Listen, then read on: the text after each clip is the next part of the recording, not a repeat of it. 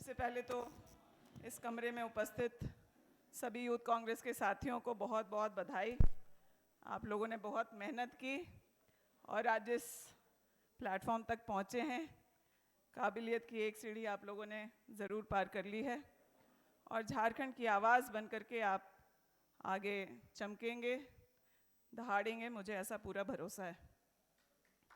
आज झारखंड में युवाओं की बहुत समस्या है, चाहे वो बेरोज़गारी को लेकर के हो, चाहे उन्हें उचित अवसर मिलने की बात हो, और एक बहुत दिशा विहीन जो है झारखंड के युवा कहीं ना कहीं महसूस करते हैं और वो ज़रूर उसको ढूंढ रहे हैं कि वो कौन होगा जो उनकी आवाज़ बन करके उनकी समस्याओं को पे बात करेगा, उन समस्याओं का निदान लेकर के आएगा। और उस वजह से आज जो ये यूथ कांग्रेस का ट्रेनिंग है वो बहुत अहम है। आप लोग 2 मिनट शांत रहिए, बहुत सीरियस चल रहा बात, आप लोग सुनिए, इसका लाभ मिलेगा। मेरा यही कहना था कि आप सब लोग अपने घरों से निकल कर के आए हैं, कुछ मकसद लेकर के आए हैं और यहाँ तक काफ़ी मेहनत करके पहुँचे हैं। आप सब लोग झारखंड के मुद्दों पर और झारखंड की आवाज़ बन कर के युवाओं के लिए काम करेंगे, ऐसा पूरा संगठन का भरोसा है और वही एक रास्ता है राजनीति में अपनी पहचान बनाने का। मैं आप सब जानते हैं यूथ कांग्रेस के से निकल कर के आई और आज यह मंच मुझे अगर किसी की वजह से मिल रहा है तो आदरणीय श्री राहुल गांधी जी हैं।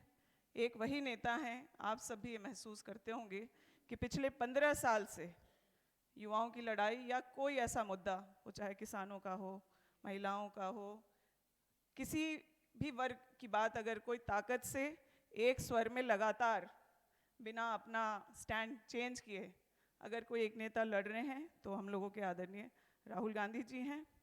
और आज इस कमरे में जिसको भी यहाँ बैठने का मौका मिला है, आप जानिए आसान नहीं। कार्यकर्ताओं को अपने पीछे जिंदाबाद मुर्दाबाद कराने वाले बहुत सारे नेता हैं, लेकिन उनको अपने साथ अपने एक बराबर खड़ा करने का दिल जिगर कई नेताओं में नहीं होता। वो आपको सामने कंपटीशन के तौर पर देखते हैं और ये कोशिश करते हैं कि आपको जो अपनी पहचान मिलनी चाहिए वो आपको ना मिले और आप उनके साथ एज फॉलोअर्स जब तक चलते हैं उन्हें बहुत अच्छा लगता है, लेकिन जिस दिन आप नेता बनने की कोशिश करेंगे। लेकिन राहुल जी ने इस संगठन के कांग्रेस के इस जड़ की जो परेशानी थी उसको समझने का काम किया, लगातार संगठन में काम करने का उन्होंने चुनाव किया। वो चाहते तो आसानी से 2009 में प्रधानमंत्री बन जाते इस देश के, लेकिन उन्होंने कठिन मार्ग चुना है और हम लोगों के लिए वो मार्ग चुना। हमारे जैसे लोगों को, आप जैसे लोगों को अवसर देने के लिए, उनके लिए राजनीति के दरवाजे खोलने के लिए उन्होंने यह त्याग, तपस्या और संघर्ष का मार्ग चुना है। यह हमारा दायित्व बनता है कि हम लोग हर हद तक जाकर उनको ताकत देने का काम करें, उनका जो हम लोगों में भरोसा है उसको पूरा रखने का और उसको कायम रखने का काम करें। मुझे ऐसे तो महिलाओं के विषय पर बोलने के लिए बोला गया है, अच्छा भी लगता है मुझे कि मैं बोलूं। और जब भी चर्चा, जो हमारी महिला साथी हैं, चाहे वो विधायक हैं या संगठन में काम करती हैं, तो मुझे लगता है सबको ही ये महसूस होता है कि हमारी काबिलियत को हमें बार बार साबित करना पड़ता है। आज झारखंड में 4 महिला विधायक हैं कांग्रेस पार्टी की, एक सांसद हैं, गीता कोड़ा जी हम लोगों के बीच हैं, और अगर 16 सीटों को कांग्रेस जीत करके आई तो मैं गर्व से कहती हूँ कि 25% महिलाएं कांग्रेस में जीत करके आई। उनका परफॉर्मेंस भी, 6 महिलाओं को टिकट मिला और 4 जीत करके आई, और जो 2 हमारी साथी हारी भी, वो बहुत अच्छा प्रदर्शन करके हारी, और मुझे पूरा भरोसा है कि आगे वो लोग अगला जब चुनाव होगा तो वो भी जीत करके सदन में अपनी बातों को रखने का काम करेंगी। मेरा यूथ कांग्रेस के इस कमरे में जो साथी हैं उनसे इतना ही निवेदन होगा कि अगर आप महिलाओं को चाहते हैं कि वो आप लोगों के साथ मिलकर के काम करें तो उनको शक के नज़र से देखना बंद करें। आप उनकी काबिलियत पर भरोसा कीजिए। उनसे बार बार जो ये परीक्षा खुद को साबित करने की होती है वो नहीं लेना चाहिए। ऐसे तो महिलाएं संघर्ष करती हैं, लेकिन ये बार बार की जो परीक्षा है ना, कई महिलाएं रास्ते में ही गिव अप कर देती हैं और राजनीति से किनारा कर लेती हैं। तो मेरा आप लोगों से ही निवेदन होगा कि आप सब युवा साथी हैं, आप अपने परिवार की महिलाओं को आगे लेकर के आएँ, या तो आपकी बहन है उसको यूथ कांग्रेस के साथ जोड़ें, इस विचारधारा से जोड़ें। आप में से कई मैरिड भी हैं। मुझे याद है कि मेरी माँ भी राजनीति में थी। उनकी शुरुआत राजीव जी की एक पहल थी कि सेवा दल के कैंप में जो कांग्रेस के नेता हैं वो अपनी पत्नियों को ट्रेनिंग कराएं। तो आपको ध्यान होगा, एक हमारी माता जी उसमें आगे बढ़ी, और दूसरे एक नेता सावना लकड़ा जी जो खिजरी, आज राजेश कच्छप जी के पहले विधायक हुआ करते थे कांग्रेस के, उनकी पत्नी राजनीति में सक्रिय हुई। तो इस तरह के प्रयास और हम लोगों को करने हैं। डेफिनेटली इस रूम में महिलाओं की संख्या यूथ कांग्रेस में बढ़ी है, लेकिन ये संख्या अब भी उतनी नहीं है जिससे कि हम खुश हो जाएं। 50% महिलाओं की आबादी है, हमारा अधिकार 50% का है, हमारी बातें, हमारा जो डिसीजन मेकिंग का जो परसेंटेज होना चाहिए वो 50% से कम किसी भी तरह से नहीं होना चाहिए। आज अगर हम महिला विधायक चुन करके आए तो यह बात तो तय है कि जनता हमें वोट देने से हिचकिचाती नहीं। पार्टी अगर हमें मौका दे और हिचकिचाए नहीं हमें टिकट देने में, मैं जब हम कह रही हूँ तो महिलाओं की बात कर रही हूँ, कि अगर महिलाओं को टिकट देने में न झिझकें तो मुझे लगता है कि यह संख्या बढ़ करके आएगी।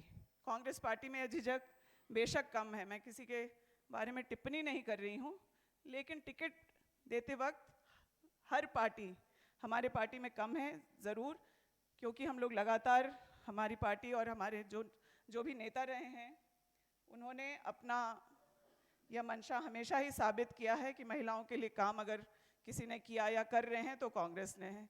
वो चाहे 33% पंचायत चुनाव में आरक्षण हो जो अब करीब 50% हो गया है, और राज्यसभा से अगर महिला आरक्षण को पास कराने का भी अगर इनिशिएटिव लिया तो कांग्रेस की नेता हम लोगों की आदरणीय सोनिया गांधी जी ने लिया और कांग्रेस के सभी सांसदों ने उस बिल को बहुमत से पारित कराया।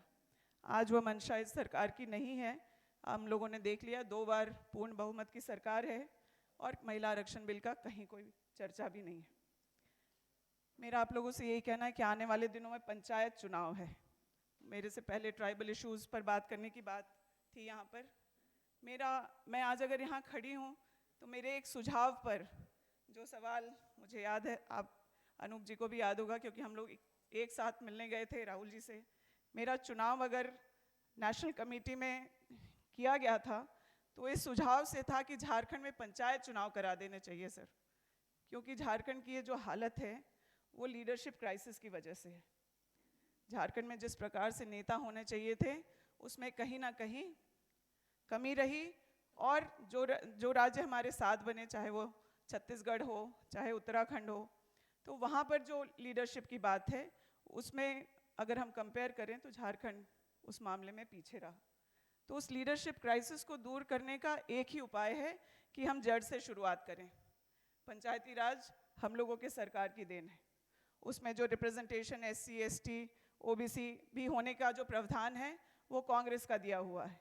आने वाले चुनाव में आप यूथ कांग्रेस के लोग, मैं 100 दिन का प्लान तो नहीं देख पाई, लेकिन आप लोग अपने उस 100 दिन के प्लान में आने वाले दिनों में पंचायत चुनाव होना है, और बहुत से बहुत जो हम लोगों के बीच, विधायकों के बीच और मंत्रियों के बीच और विधायक दल की बैठक में जो बातें कभी हुई हैं तो उसके अनुसार जून तक मैक्सिमम वो चुनाव हो जाना है। आप युवा साथी खुद भी चुनाव लड़ें, जो सीट जिस कैटेगरी के लिए है, प्रयास करें कि कांग्रेस के विचारधारा के लोग वहाँ पर आएँ, और जो महिलाएं समाज में सक्रिय हैं उन लोगों को आगे ला करके चुनाव लड़वा के उसमें उनका सहयोग करें और जिता करके लेके आएँ। आज हमारे पार्टी की 4 विधायक हैं, आप चाहेंगे तो अगली बार ही 10 से ज़्यादा हो सकती है। आप अवसर की बात करेंगे अगर, तो आज 25 बीजेपी विधायक हैं और कांग्रेस के सिर्फ 16 जीते हुए विधायक हैं। अगर हम गठबंधन में भी रहते हैं तो 30 सीटों को छोड़कर उसके बाद कांग्रेस को जो विधायक हैं, क्योंकि अपने यहाँ सिटिंग का फॉर्मूला है, 2 और जो हम लोगों के साथ सम्मिलित हो गए, तो 18 उन सीटों को छोड़ करके हमारे पास आज भी करीब 30 सीट ऐसे हैं जहां नए लोगों को मेहनत करना चाहिए और आगे बढ़ के काम करना चाहिए। आप खुद लड़ सकते हैं तो खुद तैयारी करनी चाहिए, नहीं तो आपको अपना विधायक बनाना चाहिए। आप कोई ऐसा नेता चुने जिस पर समाज भरोसा करे, और ये जो संगठन का काम है उसके इर्द गिर्द आप करेंगे तो आप अपना विधायक, सांसद सभी बना सकते हैं। मैं यूथ कांग्रेस के छोटे भाई अभिजीत से ये उम्मीद रखती हूँ कि आप महिलाओं की बातों को सुनने समझने का प्रयास करेंगे, और स्पेशल फोरम अगर ज़रूरत पड़े तो उसका भी गठन करके कैसे और महिलाओं को, आज आप इतने सारे लोग चुन कर के आए हैं, लेकिन आप लोगों को यह छूट भी है अब, Krishna ji, they can add members and office bearers, तो ये छूट भी है कि आप अपने साथ और साथियों को जोड़ें। तो विशेष प्रयास रहे कि आप महिलाओं को आगे लेकर के आते हैं। वो चुन के अगर आ जाती हैं तब तो फिर यह तय है कि जनता का काम होना निश्चित है, लेकिन उस मुकाम तक पहुंचाने के लिए कोई भी महिलाओं के मामले में आप देख लीजिए, कोई भी आंदोलन हुआ हो या कोई बदलाव हुआ हो तो उसमें महिला समाज सुधारक बाद में, लेकिन ज़रूर पुरुष समाज सुधारक ऐसे रहे, वो चाहे सती प्रथा की बात हो, बाल विवाह की बात हो, तो उसमें जो पायनियर्स रहे वो पुरुष रहे। तो इस कमरे में काफ़ी युवा साथी हैं, उदारवादी पुरुष भी हैं। मेरा पूरा भरोसा है कि आप लोग आने वाले दिनों में महिलाओं के लिए बढ़ चढ़ कर के काम करेंगे, उनका साथ सहयोग देंगे और उनके साथ कदम से कदम मिला के चलेंगे। मेरा बस एक निवेदन है आप लोगों से, महिलाओं को शक की निगाह से ना देखा जाए, उनको बार बार अपनी अग्नि परीक्षा ना देना पड़े, उनके काबिलियत पर भरोसा किया जाए। मैं जब गोड्डा जिलाध्यक्ष बन के जा रही थी तो मुझे कई तरह की बातें लोग खुल करके नहीं बोल पाते थे, लेकिन दबी ज़बान में समझाते थे कि भाई महिला कोटा में है, प्रदेश में, दिल्ली में आपकी राजनीति ठीक चल सकती है, आप उस पद को अपना ओहदा बनाए रखें, आगे आपको अवसर मिल सकते हैं। लेकिन मैं ज़िद्दी हूँ ज़रा तो मैंने सोचा कि आखिर ऐसा क्या है कि ज़मीनी अगर काम है तो महिलाएं नहीं कर सकती हैं। मैंने अपनी माँ को बहुत मेहनत करते हुए राजनीति में आगे बढ़ते हुए देखा था, लेकिन चुनावी राजनीति में उन्हें रोका गया, तो मुझे लगा कि नहीं, ये काम तो मुझे करना ही है। मैंने कठिन मार्ग चुना, मैं जिलाध्यक्ष बन करके गई। कई लोगों को लगा कि ऊपर से आई है, महिला है, हमारे इशारे पर चलेगी, हमारी बात रहेगी, लेकिन मैं आपसे कहना चाहती हूँ कि जो पैदल पदयात्रा कर करके और बूथ पर लोगों को जोड़ करके मैं मेगामा से पैदल चलते हुए आज झारखंड के विधानसभा तक पहुँची हूँ। आप युवाओं, मैं पुरुषों को भी और महिलाओं को भी यही कहना चाहूँगी कि मेहनत के अलावा दूसरा कोई ऑप्शन नहीं, किसी शॉर्टकट पर भरोसा नहीं करना है, मेहनत करना है। मुझे पार्टी ने मौका दिया कि मैं AICC तक बैठूं, टिकट का जो डिस्ट्रीब्यूशन होता है उस कमेटी में भी बैठी हूं मैं।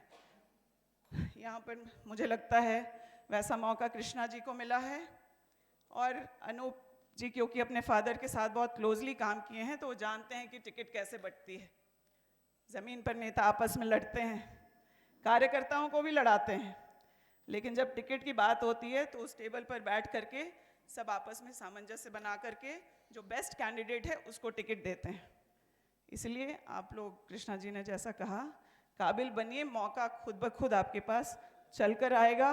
मैंने अभिजीत को पहली बार, कृष्णा जी, आई एडवाइज्ड अभिजीत कि चुनाव खत्म हो गया है, अब कोई लड़ाई नहीं, कोई लड़ाई नहीं होनी चाहिए।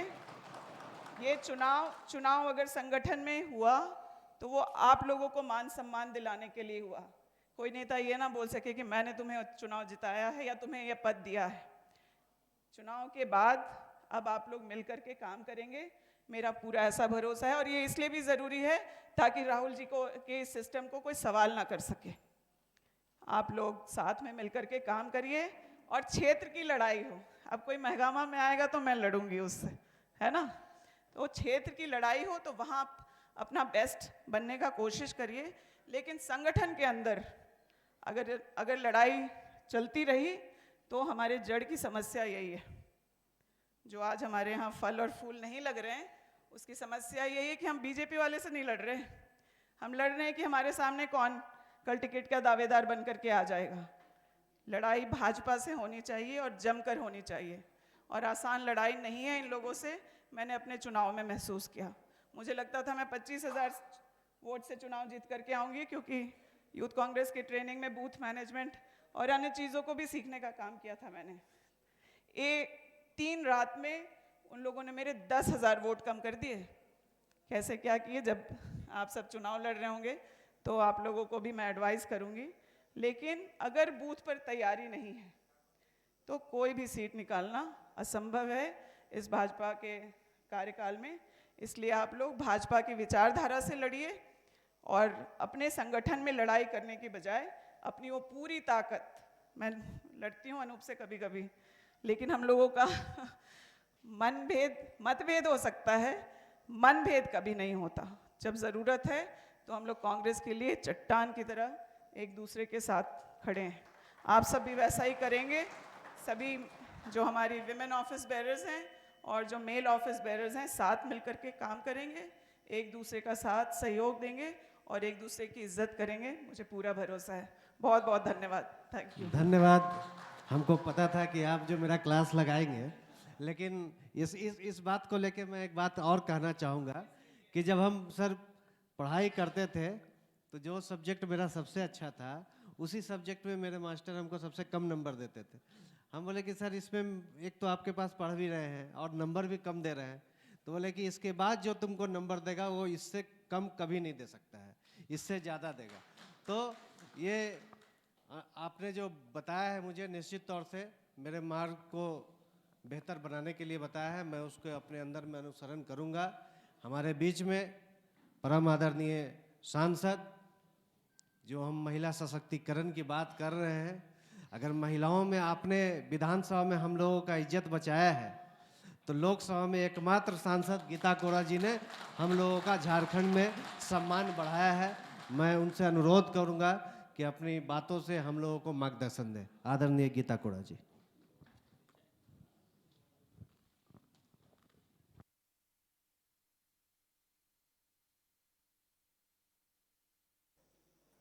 बहुत बहुत धन्यवाद अभिजीत जी।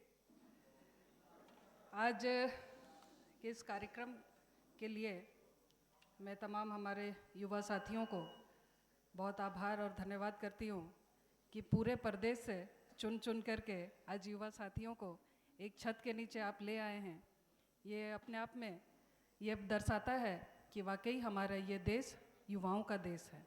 मैं आपकी पूरी टीम को बहुत बधाई देती हूँ कि आप लोगों ने एक बहुत ही कठिन प्रक्रिया को पार करते हुए आप लोग यहाँ तक आए हैं सभी यहाँ। इसलिए मैं ऑफिशियल रूप से तो सभी को नहीं दे पाई थी, लेकिन आज मैं इस मंच से जो आपने ही मुझे ये मंच दिया है, इसी मंच से मैं सभी को बहुत शुभकामनाएं देती हूँ। भविष्य के लिए, आने वाले दिनों के लिए मैं आपको बहुत शुभकामनाएं देती हूँ।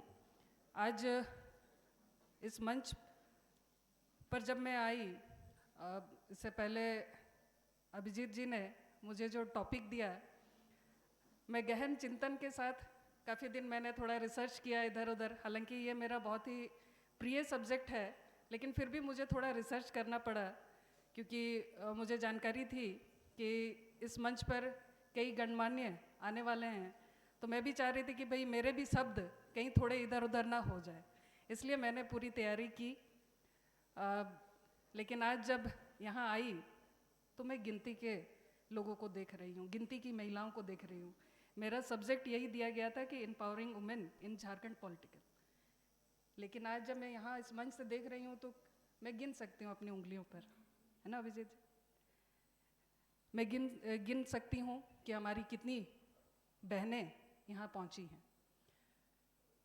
और यही राजनीति की हकीकत है, ज़मीनी हकीकत है, जो अभी हमारी दीपिका जी कह रही थी। मैं उसी को थोड़ा सा और आगे बढ़ाना चाहूँगी। कृष्णा जी, हमारे भाई अनूप जी भी हैं, वो भी इस बात से बिल्कुल सहमत होंगे, क्योंकि उनकी भी 2 प्यारी प्यारी बेटियां हैं। राजनीतिक भागीदारी, ये जो शब्द है ये बहुत बड़ा शब्द है अपने आप में, क्योंकि राजनीति अपने आप में बहुत बड़ी होती है। और राजनीतिक भागीदारी का अर्थ सिर्फ वोटिंग से नहीं होता है, बल्कि इसमें हमें हर रूप से सम्मिलित होना होता है, जैसे उसकी पूरी चुनावी प्रक्रिया हो, या राजनीतिक सक्रियता हो, या राजनीतिक चेतना हो।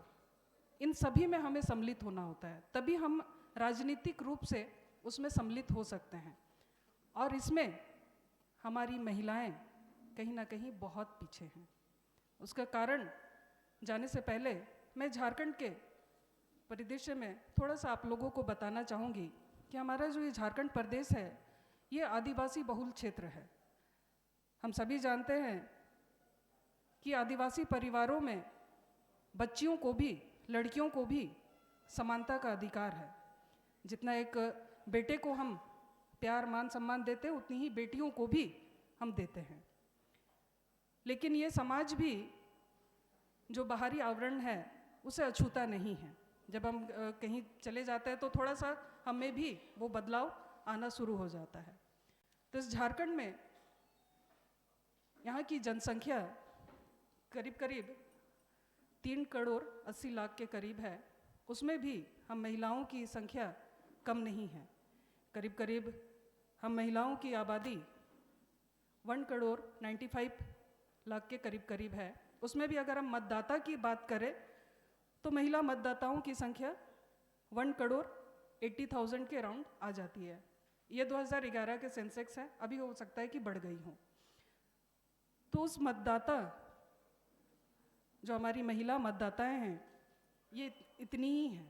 और उसमें भी हम उन महिला मतदाताओं और उन महिलाओं के बीच में जब हम चयन करते हैं कि हमारी महिलाएं जो है वो राजनीति में आए और राजनीति में सक्रिय भूमिका निभाए, तो उसमें हम सभी जानते हैं कि राजनीति का आजकल हम लोगों ने एक ये बना लिया, ट्रेंड बना लिया कि राजनीति करना है मतलब सीधा विधायक या सांसद तो बन ही जाना है हम लोगों को, उससे नीचे हम बिल्कुल नहीं सोचेंगे।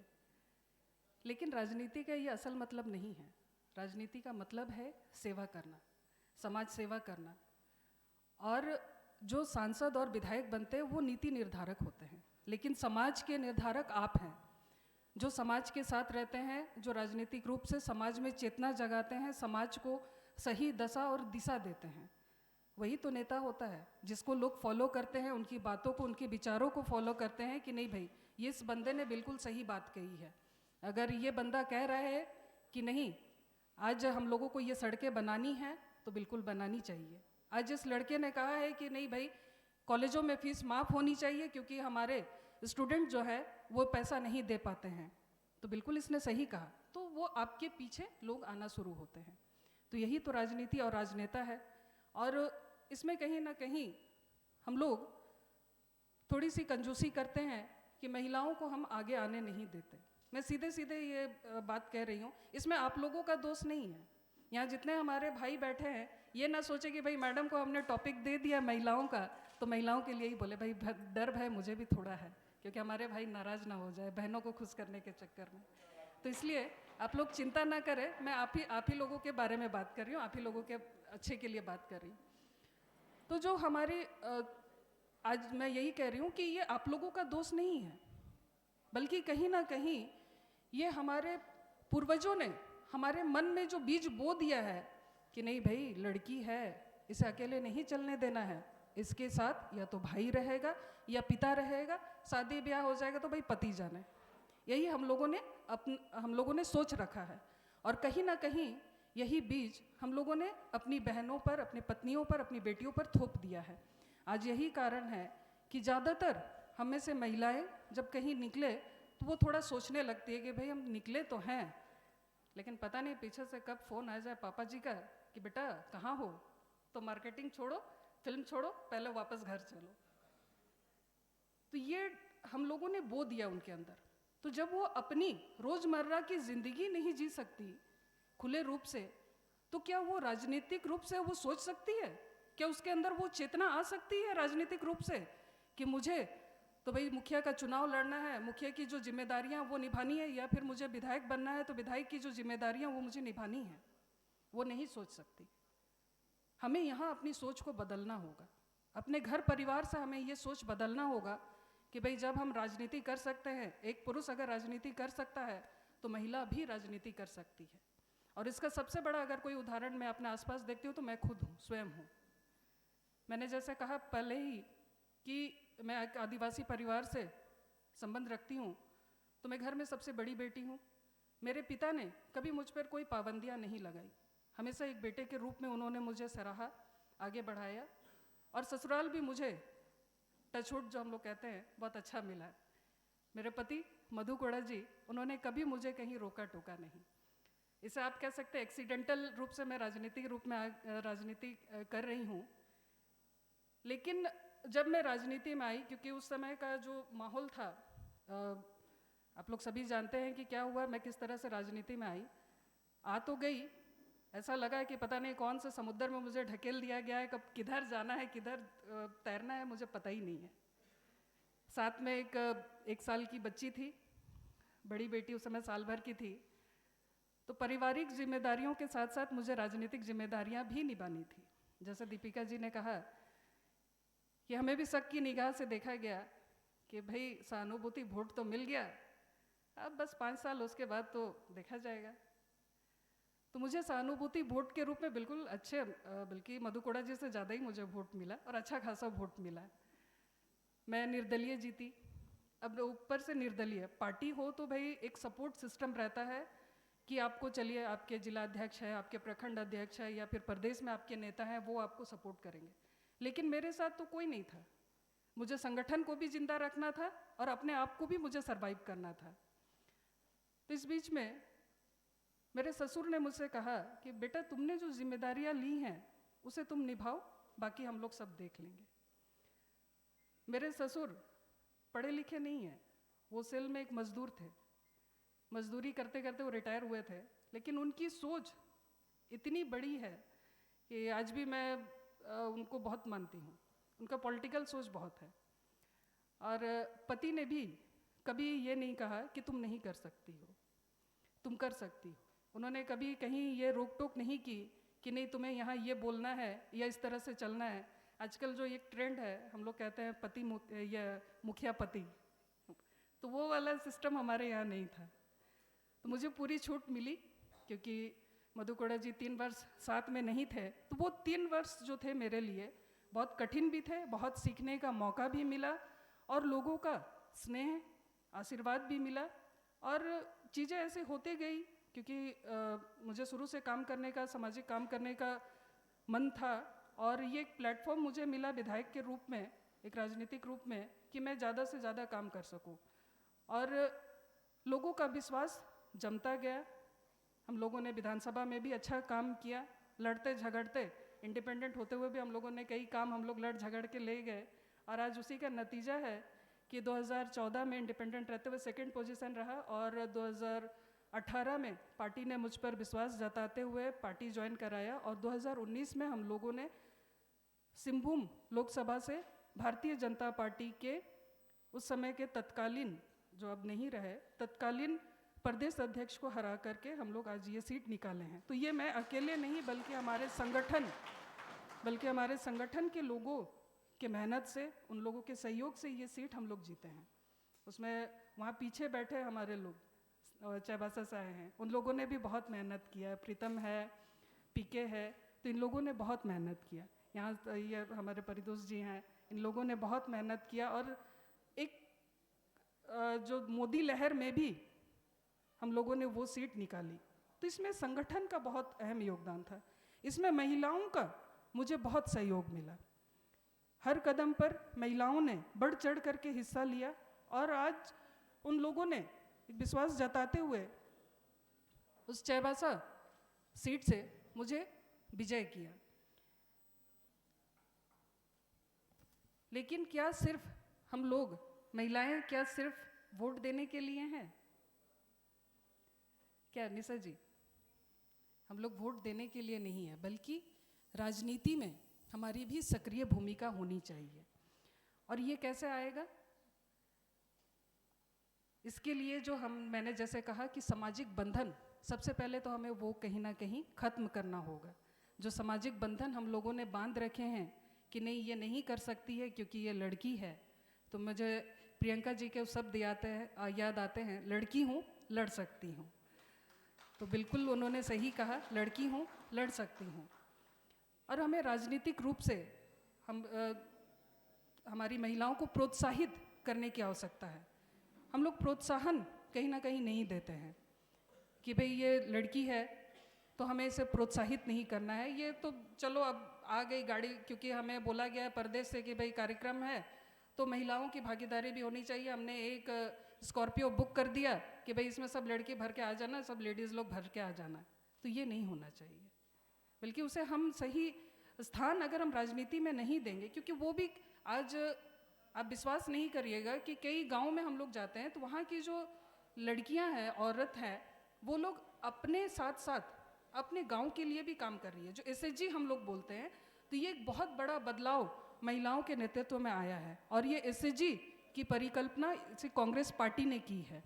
आज इसी कांग्रेस पार्टी ने स्वयं सहायता समूह की परिकल्पना की और उसके वजह से आज गांव-गांव में स्वयं सहायता समूह चल रहा है और उससे लोगों में हमारी ये महिलाओं में ये नेतृत्व क्षमता आया।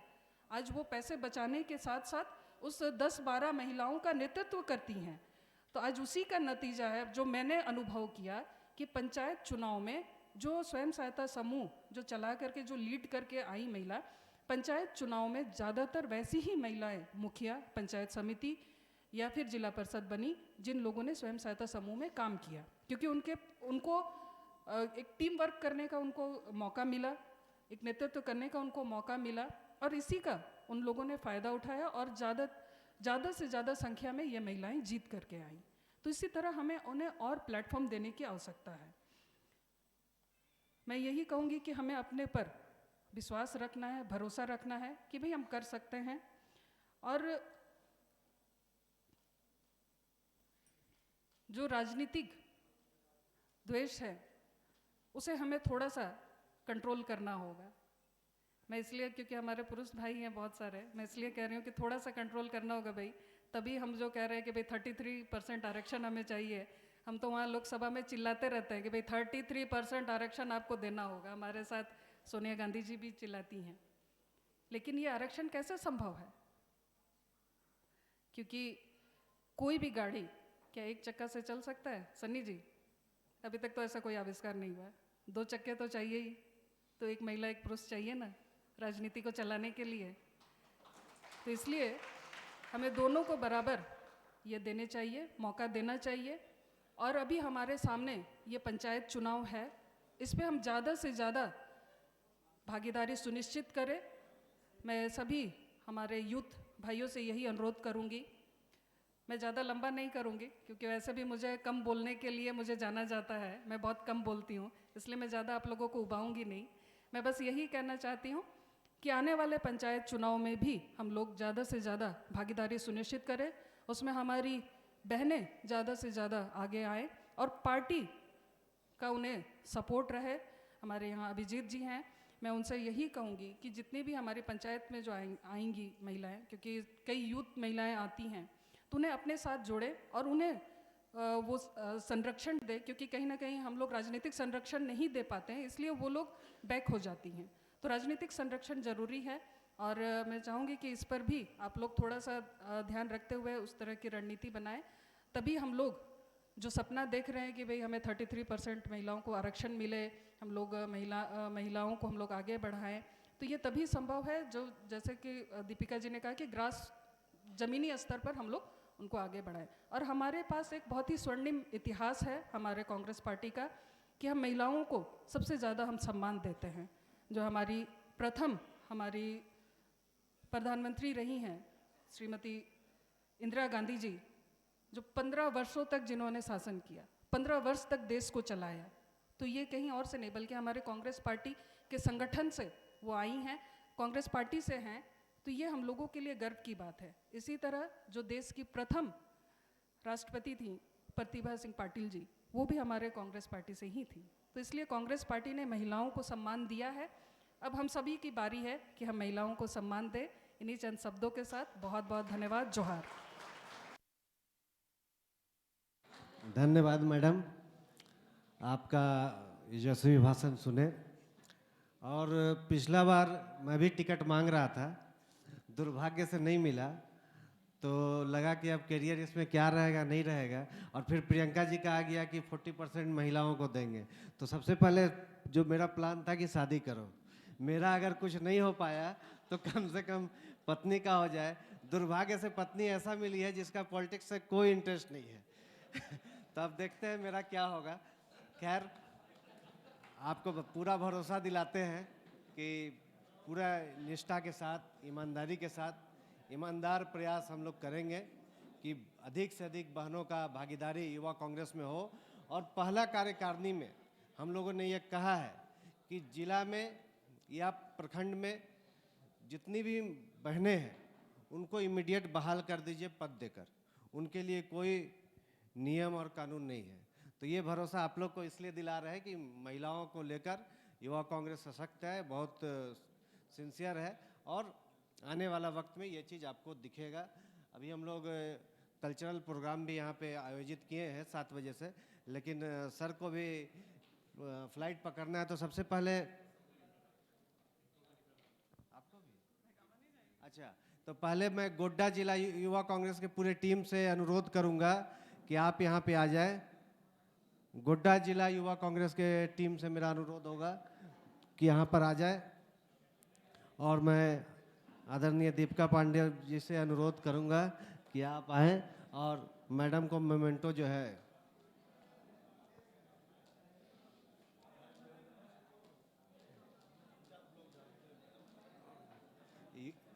युवा शक्ति को, इस मसाल को ऐसे ही जलाना है युवा के माध्यम से। इधर इधर इधर आ जाइए, सब युवा को गुड्डा आ जाइए।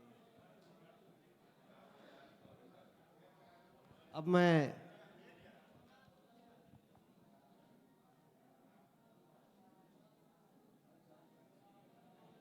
मैं बोकारो जिला युवा कांग्रेस के सभी साथियों से अनुरोध करूंगा कि आप यहाँ पर आ जाएं।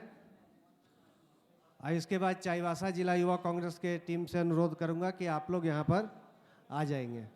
बोकारो जिला युवा कांग्रेस के सभी साथी से अनुरोध है कि आप यहाँ पे आ जाएं। हाँ, पूर्वी सिंहभूम के साथियों से मैं अनुरोध करूंगा। और मैं अपने अध्यक्ष पूर्व के कुमार जयमंगल अनूप सर से अनुरोध करूंगा कि आप सर आएँ और एक जो मसाल है, आप लोग हमारे आदर्श है, तो एक छोटा सा भेंट साल को उसमें दे दिए थे ना, साल दे दिए थे। अच्छा, लाइए थोड़ा सा।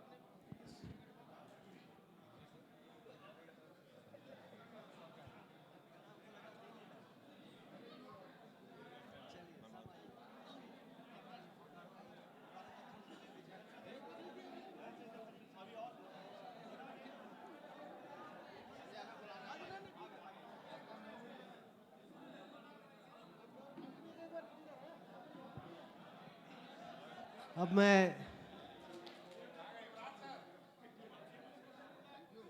सभी साथियों से अनुरोध करता हूं,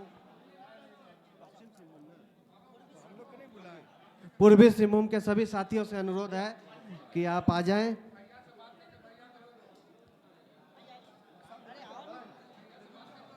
प्रीतम, आ जाइए आप लोग सब।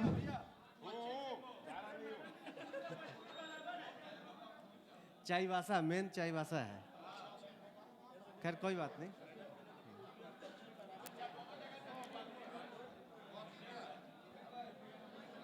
मैडम के लिए चाईबासा टीम को बुला रहे हैं।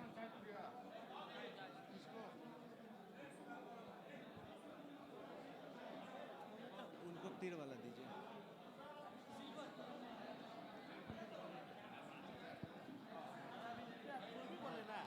सब मैडम के साथ। हाँ, आइए आइए, आप लोग आइए। पिएंगे, लाइए, लीजिए।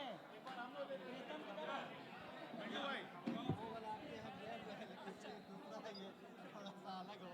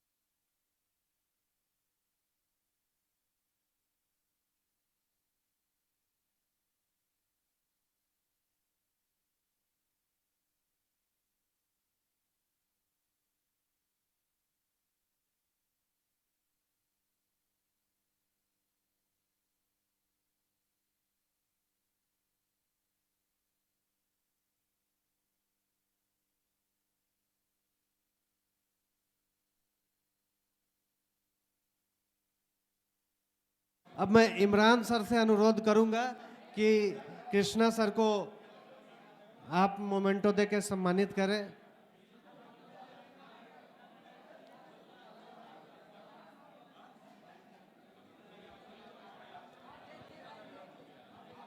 अब सभी साथियों से अनुरोध है कि अपने जगह पे बैठ जाएं। सभी साथियों से अनुरोध है कि अपने जगह पे बैठ जाएं। अब मैं सभी साथियों से अनुरोध है फोटो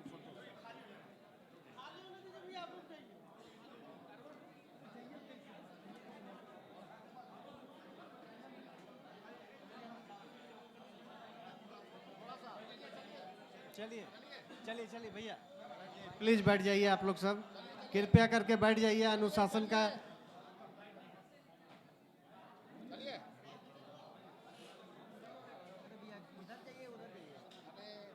भैया कृपया करके सब अपने अपने जगह पे बैठ जाएं।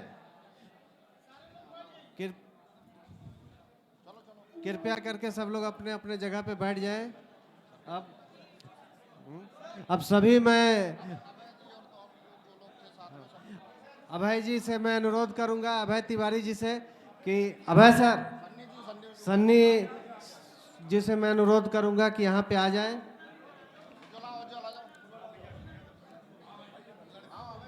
और मैं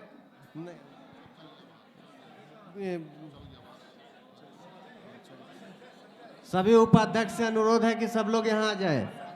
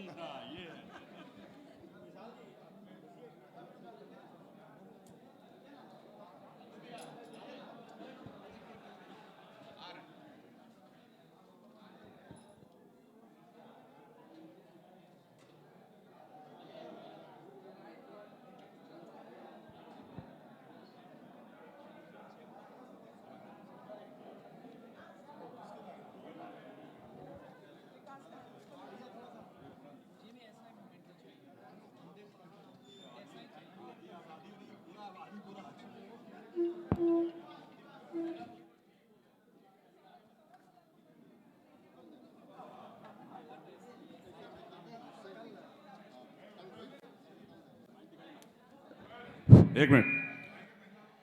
सभी साथियों को मैं सूचित करना चाहता हूं कि एक बार,